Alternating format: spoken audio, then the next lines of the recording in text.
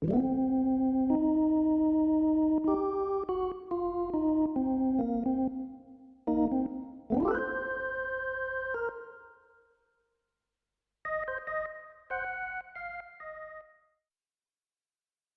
and welcome to Rob from the Internet Talks About Beer, a show where we discuss different styles of beer, its history, and its flavor profile. I'm Rob from the Internet. Let's talk about beer. All right, so joining me today is Rod from Modern Dad.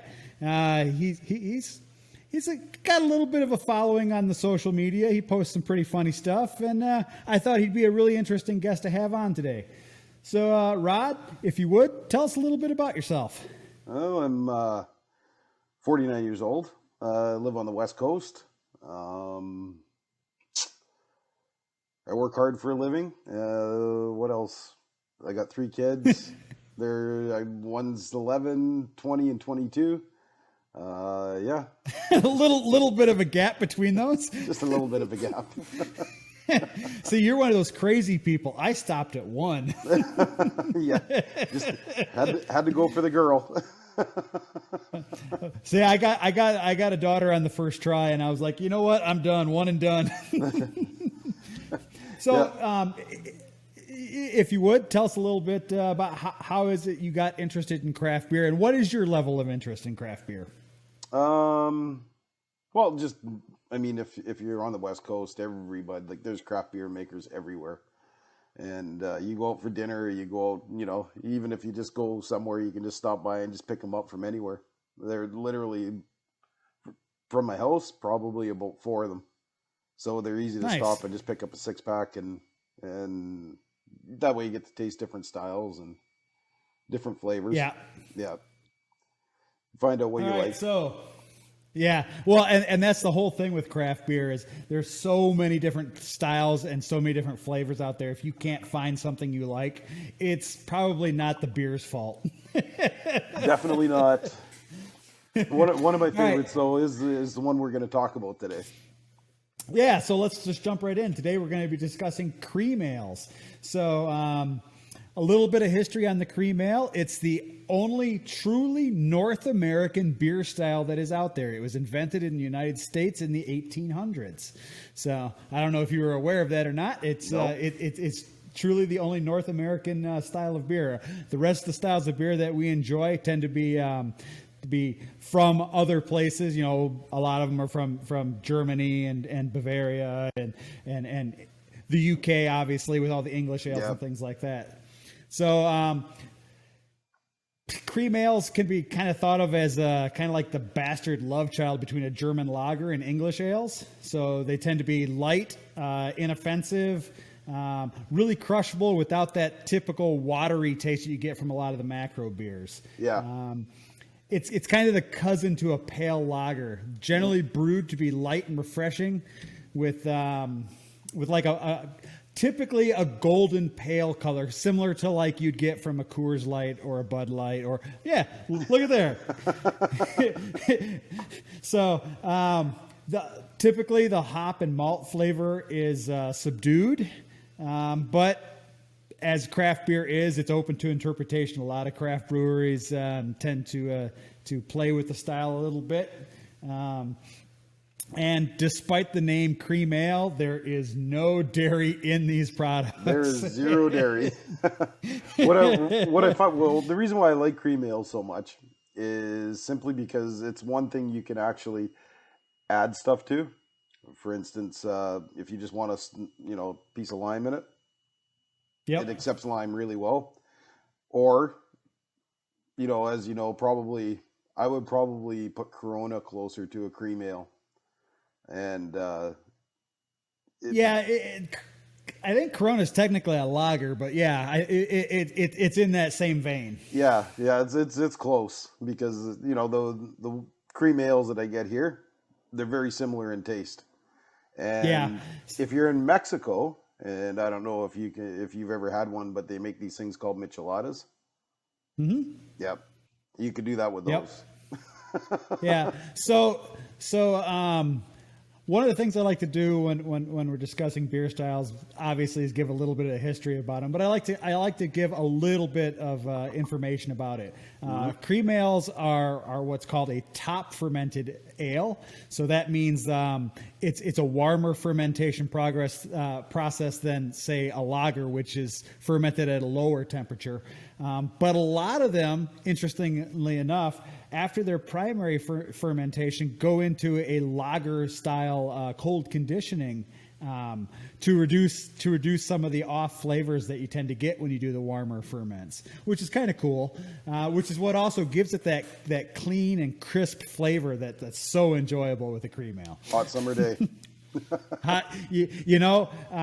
One of the things about them is they're typically less than a 5%. Sometimes, it varies obviously, but they're what I like to call a patio pounder. You can just sit there and drink them and drink them and drink them all day long. Yeah, all day long. All right, so I don't know what you have for your cream ale today, but obviously since we're in different parts of the country, it's a little harder to get the same beer. I actually have a fantastic one from Muskoka Brewery. It's Northern Ontario, a little bit. I don't know. It's about 3 hours north of me. So this is their cream ale, and it's a little different than your typical cream ale in the color. It's a little darker than what you would expect. Hang on, I'm pouring it here. So this has if you can see, it's got a little bit more of the coppery color to it. Yeah, it so does. the grain bill they use has a little more color to it. But like all cream ales, if you take a nice whiff of it, it's got that clean, that stereotypical clean beer scent to it. There's not a whole lot going on there. It's like you sniff it and you're like, yeah, this is something I could drink probably a 6-pack of and not be completely blasted. Well, today, because of COVID, I wasn't able to find any of the local microbreweries that had any. So what I ended up doing was I just went down to local, and the only one they had was, and you'll recognize the name, Sleeman's. Sleeman's, yeah, but that's actually a halfway decent cream ale. I mean, It is. For a large brewery, Sleeman's makes for a large brewery, Sleeman's makes a decent cream ale, and they make a decent run of the mill lager. Yes, they do. I mean, I figured if I'm going to plug anybody, it's going to be a Canadian company. So. Yeah. Well, yeah. No doubt. I'm originally from the States. Moved to Canada 3 years ago. It'll be 3 years in 12 days. Congratulations. It'll be 3 years. So, so my wife and I got married, and originally she was going to move to the States, but with the political climate that was happening 3 years ago, she asked if I would be opposed to moving to Canada, and I said, I don't care where I live as long as we're together. Who gives a shit where we're at? Yep. So moved to Ontario, to where she's from, and I haven't regretted it a single day of my life. Yeah. No, it's a great place to live. It is. What's funny is a lot of my friends from the States, and this is going to sound bad, but a lot of people from the States just don't know anything about Canada. We're not taught anything about Canada. So a lot of my friends are like, oh my God, you're moving to Canada. Isn't it going to be cold? And I'm like, guys, I'm moving what's literally an hour north in latitude from where I'm from. And 350 miles to the east. So no, it's not going to be any colder. The weather is actually warmer here in the winter than it was from where I'm from in the States. Oh, wow. Yeah, no, that could definitely happen. Yeah, no, it's amazing. Sometimes they think it's just freezing as soon as you head north. Yeah, and it's like, I'm literally, if you were to look at a map, where I live is in line with Milwaukee, Wisconsin. In terms of where I'm at in latitude, it's not cold. No, not at all. Well, I mean, people have a hard time fathoming when I talk to them about where I live, because where I live, it really doesn't snow in Vancouver. Yeah, It you're rains. in Vancouver area, so. Well, and it's just that, I mean, that's like that whole Portland and Seattle and things like that. On occasion, you get some snow and you might get some ice, but not a whole lot. It's more rain than anything. Tons of rain. Yeah, yeah. All right. So when you take a sip of your beer, Yep. tell me the type of flavors that you're pulling out of it. I definitely pull a sweetness out of this one. Yep. There's a nice little sweetness, but tart at the same time. So Yours? with the Muskoka, because they use a slightly different grain bill, it's got a slightly it's definitely sweet. It's got a malty backbone to it.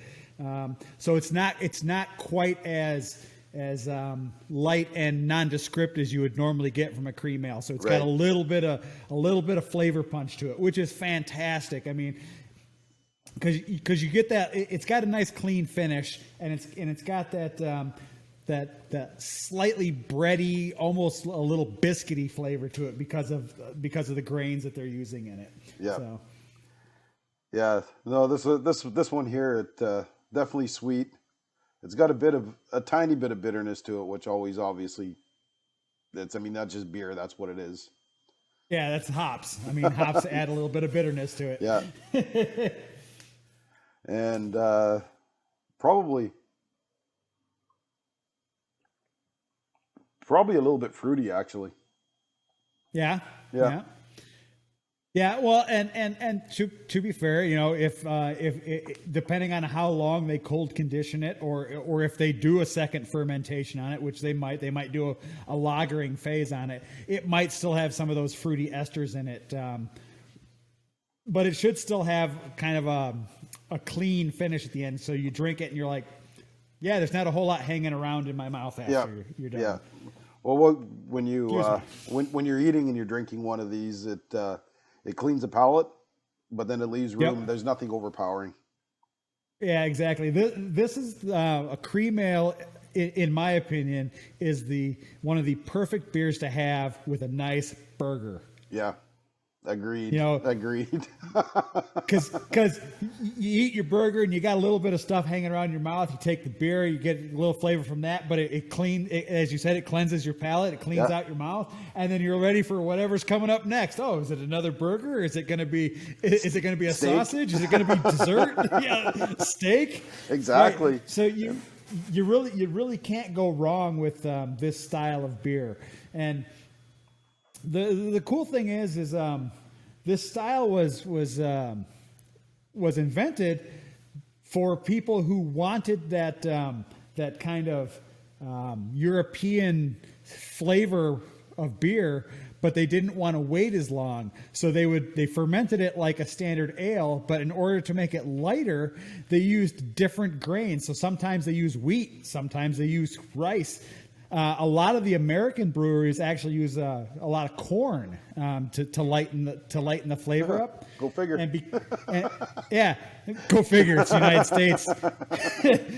you got that whole center of the country where there's nothing but fucking corn and cows. The Midwest. So which is where I'm originally from. So yeah, you know, it's corn and soybeans for as far as the eye can see. Instead of rolling meadows. Yeah, right. So by allowing it to ferment with a warmer temperature, but using things like corn or rice to lighten the flavor, they actually were able to produce this light style of beer faster than your typical lagers. Because with a lager, you know, it has to ferment at a cold temperature, and it can take 4, 6, 8 weeks for it to ferment. Whereas if you're doing it with an ale style where it's a warmer ferment, you're done in a week, and then you do a cold process on it for a week, maybe 2. So you're pushing beer out faster than the guys that are making the actual lagers, and it's the same style essentially of beer. And honestly, tastier. It's one of my preferences. Yeah. So I'm a solid stout and porter kind of guy. Yeah. I like the really dark beers. I like the super malt forward. If I had to choose a single style that was my absolute favorite, I would probably actually say barley wine. I don't know if you're familiar with a barley wine. No, but never heard of it. Oh well, you better do a little research and get yourself a nice barley wine. So a barley wine falls into the category of what's typically known as a winter warmer. They tend to be double-digit ABV, but they're really malt forward. So they're sweet on the outset with a nice punch of flavor in the middle, and then you get the hoppy bitterness at the end. Excuse me. Absolutely great. But on a daily basis, I tend to drink porters and stouts. Like behind me here, I've got my kegerator with 3 taps on it, and 2 of them are stouts right now. Well, look at that. I didn't notice that back in the corner. Yeah. So I actually record the show in my brewing area. We've got in our garage. Our garage is segmented out. The front third is for the cars. The middle third is where my wife does her gardening, and the back third is all my brewing stuff. There you go. And a perfect place to have your studio. So yeah, well, I mean, it's a little echoey in here because I mean it's stainless steel and walls, but yeah. But it's not too bad. But yeah, so this is where I like to record the show because it's got decent lighting and it's quiet out here. So yeah. When I'm not brewing. Yeah, I'm sure when you're brewing, it's a little noisier. Not terribly so, but it is a bit, because there's things clanking around and what have you. All right, so I'm gonna take another drink here and see if I pull any different flavors now that my mouth is kind of acclimated to the beer.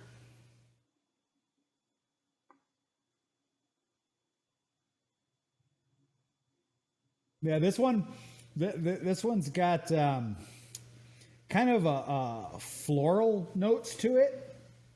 I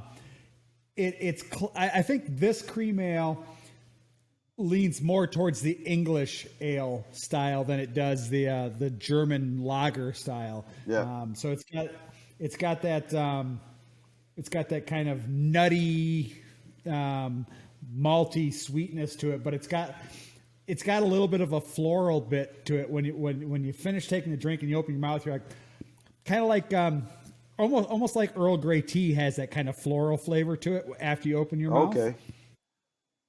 So that's kind of what I'm pulling out of this.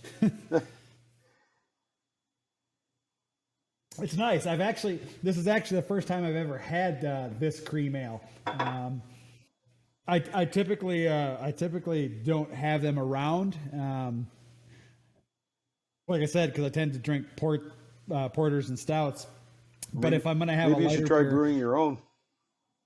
Yeah, well, when I brew a lighter beer, I tend to brew like a blonde ale. So, which is similar, but not quite. Doesn't have quite the mouthfeel that this does. But yeah, actually, the next beer that I'm going to be brewing is going to be an English ESB, so an extra special bitter, which is another one of my preferred styles. It's got that nice, rich maltiness to it with just a little bit of bitterness at the end. So with this beer here, you're having a barbecue. What do you throw on the barbecue? With this, I would probably go with like a garlic bratwurst, or maybe even like a Mexican chorizo. It would be good with that, with the flavor profile that it has, and obviously the good old standard burger. Yeah. It might actually even work with like with like a kielbasa or something like that as well too. Kind of play off the. Yeah, I hit them with Smokies. Where Smokies, they got a big hit of flavor. Yeah. Yep. Yeah. Yeah, and it would work well. This one would work well with that as well. I mean, this one, because it leans more towards the English, would actually probably also work with, like, if you were doing a fish fry or something like that as well. Yeah, the greasy stuff. Yeah, the good greasy stuff. Exactly. The stuff that makes us happy. Right, right. Why is it all the stuff that's healthy, it doesn't make us as happy as the stuff that's completely unhealthy? Ask me that when I'm chowing down on a pound of bacon. So yeah, so I actually um little bit of personal history about me. About it's been what? Oh God, it's been 10 years ago now.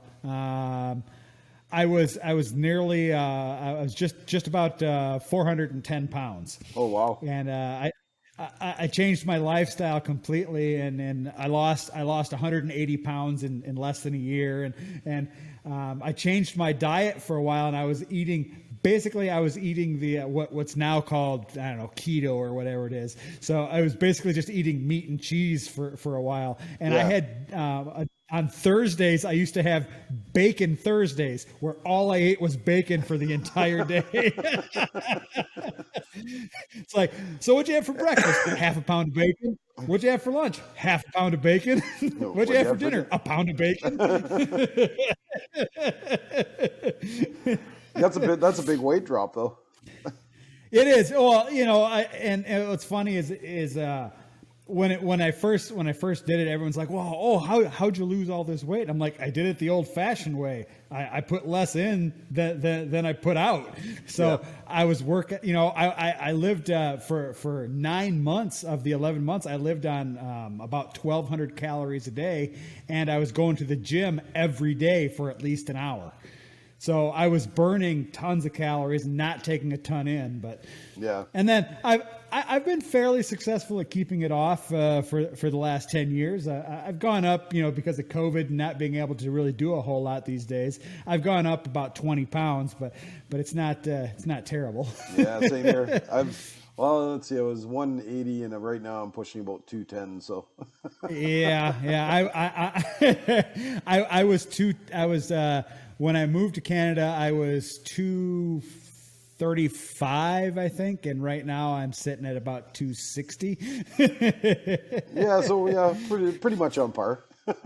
Yeah, well, and it doesn't help. I like to run. I run 3 to 4 days a week, but I injured myself, and the thing about getting older is it takes longer to recover. It has taken me forever to get over this foot injury. So I haven't been able to run as much or as long as I used to. Like, I used to go out on Saturdays and Sundays and run 25K each day. And now I'm lucky if I can make it 15 before my foot's like, "Hey, buddy, I'm done." You should get one of the treadmills and place it in a window. At least you can look out, and then you can do it several times a day for 10 minutes. Yeah, well, I've got a treadmill actually. For in the winter when the weather is complete crap. 'Cause, I mean, I'll run outside until it's negative 20. I'm sorry, but I forget the rest of Canada doesn't have my weather, and even if it's raining, right, you go out for a run. right. Well, I mean, I go out pretty much, like I said, until it hits negative 20 or so. Then it's just for me. Then it's no longer fun. It's just miserable. Then I'll go downstairs and run on the treadmill, which is also miserable. But when you're shivering, you're burning even more calories. Yeah. Something like that, whatever. But I was talking to some friends on Twitter today, and I was like, "Oh yeah, today I went for a 16K run, and I mowed the lawn, and I prepped the pool for opening, which is happening next week." And they're like, 16K, I'd die. I'm like, well, I used to run 25K every weekend day. So Saturday and Sunday, I'd run a half marathon each day. And, I'm like, think about it this way. If you start running, you can drink more beer. That's right. That's the carrot. That's right. All right. So, do you have a favorite brewery that makes this style of beer? The one that I used to like to go to is no longer. So. I hate when that happens. Yeah. I'm actually the hat I'm wearing today is from a brewery that was one of my favorites that no longer exists. But I'll find a new one soon. But probably for now, until this is all over and they actually start making more beer. Because right now, I Yeah. mean, the restaurants have done well, but they're kind of keeping to their old bests. That way they can Yep. move the product, right? All right. So The until tried and true stuff. yeah, until then I'll just have to see whatever the beer stores have. Maybe I find something new in there. Gotcha. Gotcha. Yeah, but the So when I go went ahead. today, that's all they had. Yeah, could be worse. One of my favorites is actually one of the oldest breweries that makes cream ale. It's Genesee Brewery from Rochester, New York, and they do a lot of playing around with the cream ale. I think right now, if you go to their website, whatever, they've got like a strawberry tangerine cream ale, which actually sounds pretty damn delicious to me. Yes, it does. I don't But mind the flavored ones.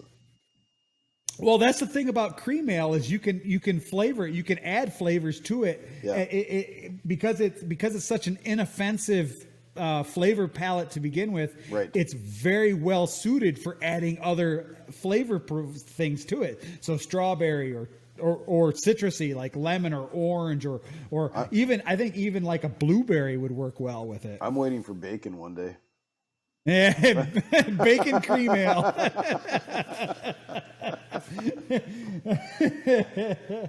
So one of my other favorites is by Abita Brewing. They're from Louisiana. They make one called Creole Cream Ale, which is really good. And now this one, the Muskoka Cream Ale. I'm gonna add it to my list of. Yep, this is a cream ale I really like. Because it's got a really great profile. So. Oh, where you're from, there must just be tons of microbreweries. Oh yeah, I was actually having this conversation on my first episode with a brewer from one of the local craft breweries, and we looked it up. And right now there are as of January of this year, there are 493 craft breweries in Ontario. Wow. Yeah. Yeah. Well, it's. You know what? It's probably close to the same here. I'm sure. I'm sure. Like I said, I can think of 4 that are within 10 minutes of me. Yeah. Well, that's the whole West Coast thing. I mean, even in the United States, that's where craft beer got its start. Really, was on the West Coast. Yeah. And then it's just slowly moved its way across the country. One of the things we were talking about in this other episode was the fact that the craft beer scene in Canada is still on that big upsweep. So in the United States, there's, I don't know, I think there's like 8,000 craft breweries or something in the United States. Canada loves their beer. Yeah, well, Canada loves beer, and now that all the provinces have really started relaxing the rules and more people are able to get into the craft brewing, it's still on that upswing to where the number of craft breweries just keeps growing and growing, and it's going to be fantastic for the next several years. Yeah, it's going to keep growing here. So do you have, in general, do you have a favorite brewery? Probably Granville Island. I don't know if you ever heard of that. Yep. No, I actually just had a Granville Island IPA 2 days ago. Yeah, no, they make some great beers, and that's typically one of my favorites. Yeah, no, that's good stuff. So my favorites, local favorites, well, fairly local to me anyway. Within an hour of me, there's a brewery called Nickelbrook. They make a whole bunch of great beers, and then we also have Collective Arts. I don't know if you've ever heard of Collective Arts or not. Nope. They're pretty big. They make a ton of beers, and there's not a single beer they make that is bad. There might be a beer style you don't like, but the beer itself is not bad. You know how it goes. Nashville, it'd probably be Sleeman's for me. I'm not big on Molson and Labatt's and that. The super macro beers. Yeah. I mean, if I'm gonna pick a national one, it'd probably most definitely be Sleeman's out of them all. Nice. All right. Well, we've come to the end of another episode, guys. So I'd like to thank Modern Dad for taking the time to be with us, and I'd like to thank anybody who's watching this episode for being with us. If you liked what you saw and heard, please hit subscribe. If you want to be notified, click the little bell. Please feel free to leave comments, questions, concerns, or suggestions for beer styles you'd like us to cover in the future. Other than that, it's been great talking with you, Rod. So Thank you. Cheers. Cheers. Have a great day. You too, man.